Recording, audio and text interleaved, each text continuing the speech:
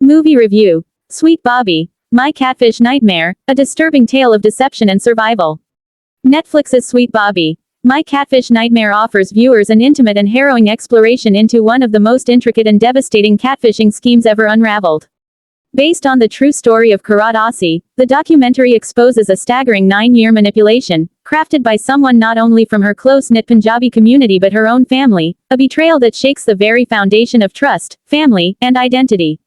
This is more than a catfishing tale, it is a chilling commentary on the emotional devastation wrought by deception and a profound cultural study of the stigmas surrounding victimhood in South Asian communities. The story of Sweet Bobby begins innocuously enough, a Facebook friend request.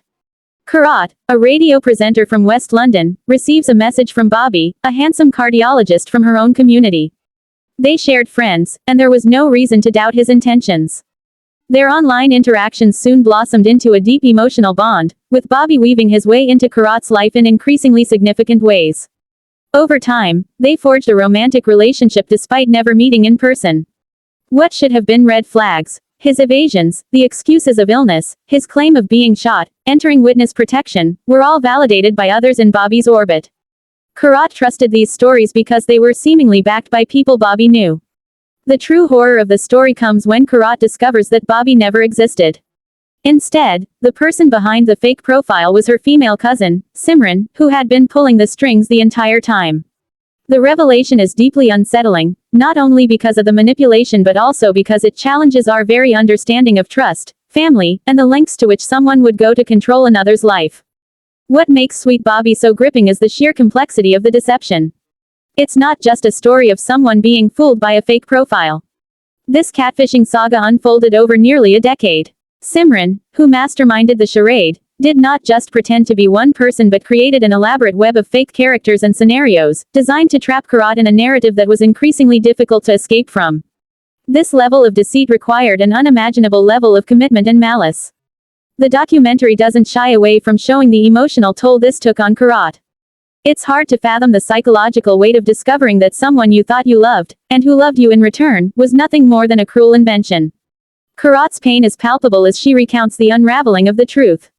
But what stands out even more is her courage. Kirat's decision to come forward and tell her story, despite the humiliation, is a powerful statement of resilience.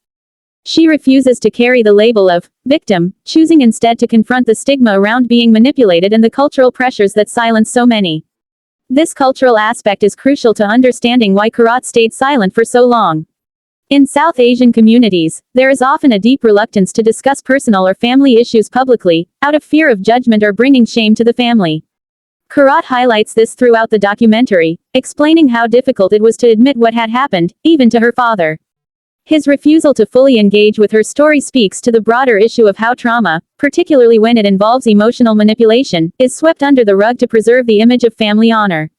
Kirat's experience, unfortunately, is not an isolated one. It reflects the challenges faced by many victims of abuse and manipulation in close-knit, reputation-conscious communities. The filmmakers do an excellent job of balancing the personal with the universal.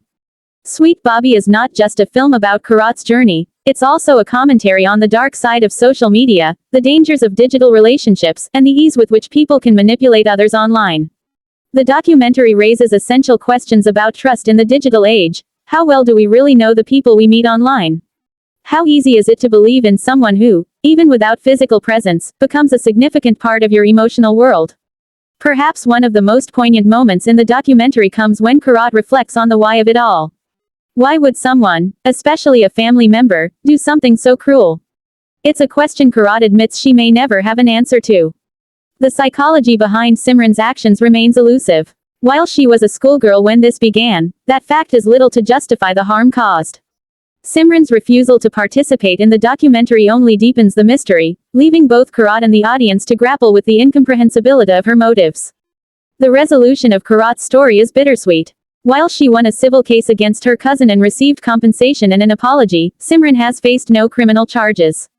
This lack of legal accountability adds another layer of injustice to the story. It's a reminder that while the emotional and psychological wounds are real, the systems in place to protect victims from such profound manipulation are often inadequate. Ultimately, Sweet Bobby is as much a story of survival as it is of betrayal. Karat's determination to rebuild her life, to date again, and to pursue her dreams despite everything that has happened, is a testament to the strength of the human spirit. Her journey is far from over, but she refuses to be defined by what was done to her. For anyone who has ever trusted someone only to be deceived, or for those who think catfishing is a simple trick, Sweet Bobby is a must-watch.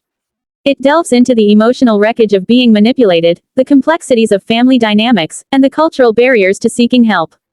But most of all, it is a story of one woman's fight to reclaim her life and her narrative from the grips of an unimaginable betrayal. Sweet Bobby isn't just a cautionary tale about online deception, it's a moving account of resilience, healing, and the power of speaking out, no matter the cost.